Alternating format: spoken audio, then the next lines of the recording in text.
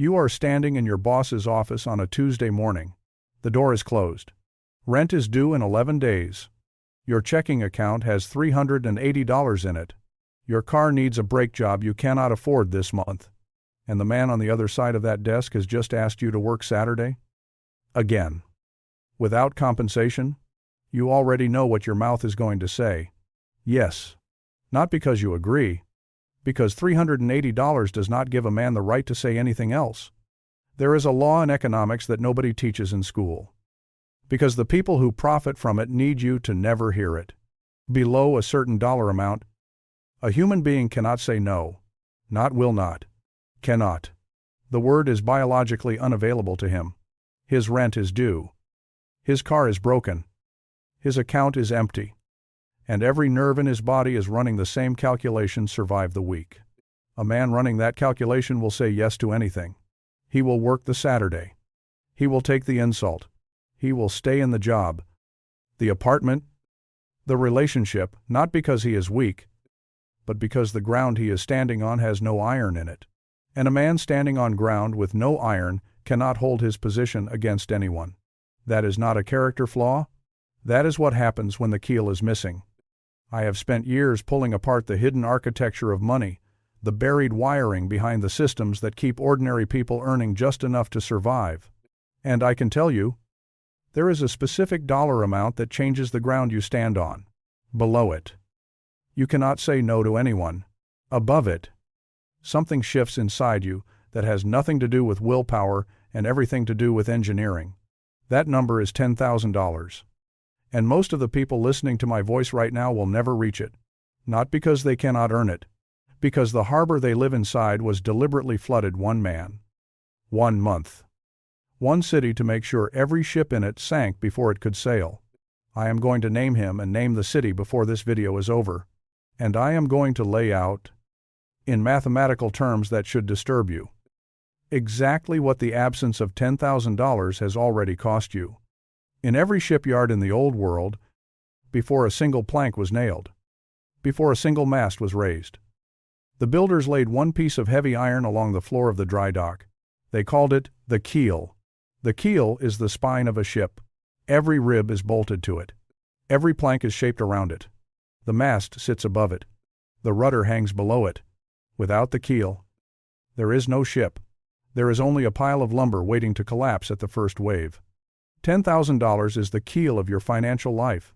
It is not wealth. It is not even the beginning of wealth. It is the reason anything else you ever build will still be standing 12 months from now. Here is the mathematics. And this is the part that should make the hair stand up on your arms. Over the past 5 years of your working life, how many times have you said yes to something you wanted to say no to? Because the rent was due, or the card was maxed, or the account was empty. Count them. The Saturday shifts. The roommate from hell you could not leave. The relationship you stayed in because moving out cost first and last month's rent. The toxic manager you endured because quitting meant sleeping in your car. Each one of those yeses had a price. If you had $300 a month that you were not forced to surrender just $300, and you invested that $300 a month in a basic index fund at 8% annual return for 30 years, the compounding machine turns it into about $447,000. Almost $500,000. That is the yes tax. That is the number the absence of a keel has been charging you every time your mouth formed the word you could not control. You did not lose Saturday. You lost $500,000 of your own future. Slowly. In $300 monthly installments. Paid to a man whose name you will barely remember when you are 65. And you paid it because you had no iron under your hull. This is not an opinion. This is what I call the survival trap, the mechanics of a harbor designed to keep every ship earning just enough to stay afloat but never enough to lay a keel. And the harbor was not designed by accident. September 1958. Fresno, California. A mid-level executive at Bank of America named Joseph P. Williams walked into his office and executed an operation he had been planning for months. His team mailed out about 60,000 unsolicited, pre-approved credit cards to the residents of Fresno. No application. No credit checks. No signatures requested in advance. The cards simply arrived in the mail. Already active. already carrying a line of credit, already designed to be used. This was called the Fresno drop. Within a few years, the program expanded to other cities. It was renamed Bank AmeriCard. By 1976, Bank AmeriCard became the card you carry in your wallet under a different name. Visa. The Fresno drop is not a footnote in banking history. It is the single moment in the 20th century when the consumer debt economy was born. Before September 1958, most ordinary Americans did not carry revolving debt. They saved. They paid cash. They owed money only to the bank that held their mortgage. After September 1958, for the first time in human history, an ordinary working-class person could walk into a store with no keel and walk out with a television. The bank wanted them to. The bank had mailed them the key to the dock. Joseph P. Williams's team understood something about the human mind that had not been commercialized at that scale before. They understood that when you remove the friction between desire and possession, you remove the last thing standing between a man and his own sinking. You do not need to teach him to spend.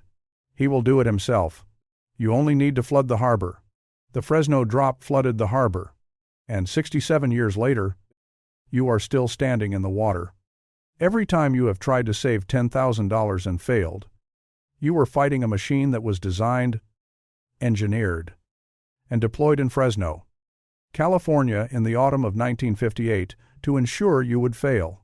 The credit card in your wallet is not a neutral tool. It is the water in the harbor, and it is doing exactly what its engineers designed it to do.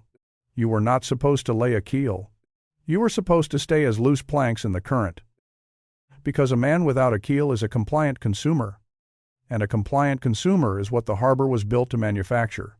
Hear one sentence and carry it with you out of this room. The man you stare at in the mirror at 11 at night when the bank app is open, the man you have blamed for the last decade of missed savings and collapsed budgets, did not design this harbor. He was born into it. He walked into a flooded shipyard that was finished in September of 1958, designed by men who were dead before he was born. And on his 18th birthday, a piece of plastic arrived in his mailbox that had been engineered decades earlier to make sure he would never lay a keel. He did not lose the negotiation in his boss's office on Tuesday morning because he was lazy. He lost it because the water was already around his ankles by the time he learned to walk. Drop the defense. The harbor was never yours to build. Now, pick the defense back up. A different one. Because Joseph P. Williams is not walking into your boss's office on Tuesday morning to drain the water for you. He flooded the harbor and he died. And the harbor outlived him by half a century. And you are the only man standing in it right now who can still hear my voice. The brake job is still due in 11 days. The Saturday shift is still on the table. Your $380 are still sitting in an account that no debt executive is coming back to protect. The water is theirs. Draining the water is yours.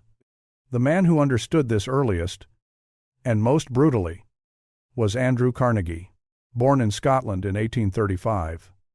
Arrived in America with nothing. Worked in a cotton mill at 12 for $1.20 a week. By 65 he was the richest man in the world. Carnegie had a philosophy that sounds insane to modern ears because modern ears have been softened by 67 years of Fresno. Carnegie said, "Put all your eggs in one basket and then watch that basket." Radical concentration. Not diversification. Concentration. He did not spread his capital across 100 small positions. He picked one thing, laid a keel under it, and watched it with the intensity of a man guarding a ship in a storm. And because his ship had a keel, he could say no. He could say no to the bankers who wanted to water down his shares. He could say no to the partners who wanted to sell early. He could say no to the temptation to cash out at every milestone. Every no Carnegie ever said was purchased with iron he had already laid. A man without a keel says yes. A man with iron under his hull says no. And the man who says no wins. This is what the first $10,000 actually is. It is not money. It is the keel. It is the first piece of heavy iron between you and every wave that has ever hit you without your consent. $10,000 does not make you rich. It makes you survivable. It means the brake job does not sink your life. It means the Saturday shift is a choice, not a hostage situation. It means the roommate from hell can be replaced. It is not wealth. It is the reason your ship exists at all. Above the keel, there are only 2 more layers. $20,000 is the hull. The planks seal around the iron and the water stops coming in.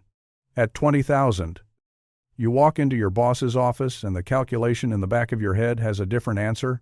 The answer is, if this goes badly, I have 6 months. The answer is no. $50,000 is the mast and the rigging. At $50,000, you choose your heading. You walk away from harbors that are not worth entering. That is not the end of the voyage. But it is the first time the voyage is yours. You do not need a mast today.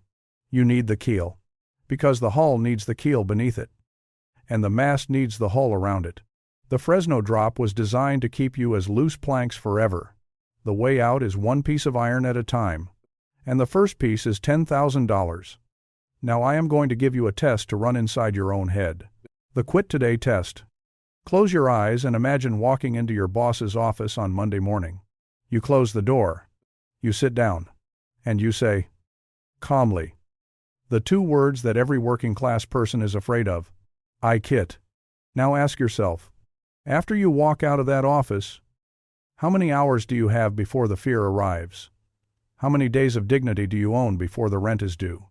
How many weeks can you survive before you walk into another boss's office and say yes to something worse than what you just left? Count the hours. Be honest. If the answer is less than 48, you are planks in the water. If the answer is less than 2 weeks, you have iron but no hull. If the answer is 6 months, you have a sealed ship. If the answer is over a year, you have a mast. The number of hours between I quit and I am desperate is the exact measurement of how much iron is under your hull right now. And most of the people listening to my voice are floating on nothing at all. Count your hours. Write that number on the back of your hand right now. Or leave it below this video. Not for me. For the man who will rewatch this in 6 months and need proof of where he started. But I have to warn you now about the thing that kills almost everyone who gets this far. There is a trap at the keel line. And almost no one survives it. The scuttling. Here is what happens. You lay your first iron. Your account crosses $10,000. And your brain releases. For the first time in your adult life. A signal that says, I made it. I am finally stable. And the moment that signal arrives, the most dangerous thought you have ever had walks through the door right behind it. I can quit now. So you quit. You walk into your boss's office on a Wednesday morning and you say the words you have been rehearsing for 3 years. I quit. And for 72 hours. You feel like the freest man alive. The keel held. The iron worked. You are sailing. But you are not sailing. You are drifting. Because $10,000 in a city that charges you rent, insurance, food, and gas is not a ship. It is a raft. And a raft in open water does not last 90 days. By month 2, the iron is half gone. By month 3, you are sitting in a different boss's office, in a worse chair, saying the same word you said on that Tuesday morning at the beginning of this video. Yes. Only now the checking account does not have $380. It has 40, and the man across from you can see it in your posture. This is the scuttling, and it kills more keels than every reef and every emergency combined. The man who quits too early does not lose his money to bad luck. He loses it to the illusion that the first iron was the last iron. It was not. It was the foundation of the hull. And the man who rips the foundation out because it felt like a finished ship is back in shallow water with less than he started with. Because now he has a gap in his resume and a landlord who remembers the month he was late. And I want to tell you something about those of you who have laid this keel before and watched it disappear. Some of you did not scuttle your own ship. Some of you hit a reef. A transmission died. A medical bill arrived. A family member needed money you had promised yourself you would keep. And the account went back to 0. You think the ocean is conspiring against you. You are wrong. You experienced a reef strike. An iron keel that scrapes across a hidden reef does not fail. It performs its highest function. The iron takes the violence of the blow so the wooden hull of your life does not shatter. When your bank account dropped to 0, the money was not wasted. The iron absorbed the damage so your life could keep floating. You survived the reef. Now you sail into the dry dock and you pour the iron again. The keel is designed to be struck. It is not designed to stay broken. I am warning you now. The iron you lay is not yours to sell. It is the spine of the next hull. The only correct use of your $10,000 is to leave it exactly where it is and begin building the hull. Do not buy the car. Do not take the trip. Do not upgrade the apartment. Do not reward yourself. You have not finished the voyage. You have only survived the harbor. The men who sell the iron after the first storm die in the second. So here is the protocol. 3 rules. I am giving you 3 because 3 is the exact number. A man with $380 in his account can hold in his head on the day the scuttling instinct opens. A 4th rule drowns before it reaches his front door. 3 holds. 4 does not. The first rule: the keel is invisible. You will open a separate account and move the first $300 into it the day after this video ends. The account will not be named savings. Call it the dry dock. Call it whatever name stops your hand from reaching in. And from the moment the first $300 arrives, no human being in your life will hear about it. Not your partner. Unless your partner is already inside the hull by definition. Not your friends. Not your parents. Not the internet. The keel is invisible because visible iron attracts everyone with a hand out. And an outstretched hand is the first thing that sinks a young ship. You build in the dark. The second rule: the keel is mechanical. You will automate the transfer. It fires the second your paycheck clears. Before the weaker man inside you wakes up and finds reasons to spend it. You will not save what is left at the end of the month. You will lay the iron first and live on what remains. If 300 is too much, start with 100, but start. And never miss a month. The automated transfer is the thing that wins this war. Willpower gives out by 5 in the afternoon. Automation does not get tired. The third rule: the keel is unsellable. This is the rule that survives the scuttling. The moment you cross $10,000, your brain will tell you the ship is finished. It will tell you the iron was enough. It will hand you a resignation letter and call it freedom. And you will remember this sentence, which I want you to say out loud right now. So your own voice is the thing that saves you. The iron I am laying is not mine to sell. It is the spine of the next hull. Say it. Say it again. Write it somewhere you will see it the day the scuttling instinct opens. Because the day is coming, and almost nobody survives it without preparation. If you follow these 3 rules, the keel arrives in about 50 months, 4 years and 2 months of building in the dark, in total silence, without breaking Rule 3. Then the hull seals in another 2 years, because iron attracts iron. And the second layer is easier than the first once the spine is secured. And then the mast and rigging arrive in another 3 years after that. By the time you are in your mid-30s, you can walk into any room wearing the posture of a man who cannot be forced to say yes. The yes tax stops charging you. The Fresno drop loses its grip on your wallet. The harbor is still flooded. Because the harbor was built for everyone. But the water no longer rises above the keel of the ship you built. Warren Buffett understood this so completely that he turned it into a life. In the same year Joseph P. Williams was preparing the Fresno drop, Buffett paid $31,500 for an ordinary brick house on a quiet street in Omaha, and then did something almost no one in his tax bracket has ever done. He stayed. Through 12 market crashes. Through a net worth that climbed past 12 figures. Through offers for mansions in Aspen and towers in Manhattan and harbors he could have bought outright. He stayed in the same dry dock. Every time a salesman arrived at the edge of his life with a showroom floor and a financing plan, the same answer came back. And the answer was built on the fact that the first iron had never been sold and therefore could never be taken. He did not build that ship by being smarter than the salesman. He built it by refusing. One single time. To sell the keel he had laid the year. The first cards were being mailed to Fresno. He is still alive. He is still in that house. And he has never sold the iron. Here is the part nobody tells you. This is not about the money. Picture, for one moment, The last Tuesday morning you will ever walk out of that office. Not tomorrow. Years from now. The account has crossed every threshold. The brake job is a line item on a card you pay in full. The rent is due and your pulse does not change.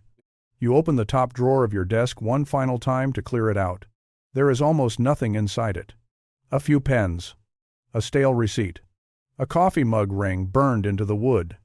And underneath a stack of paper clips you have not touched in years. A single folded piece of paper in your own handwriting.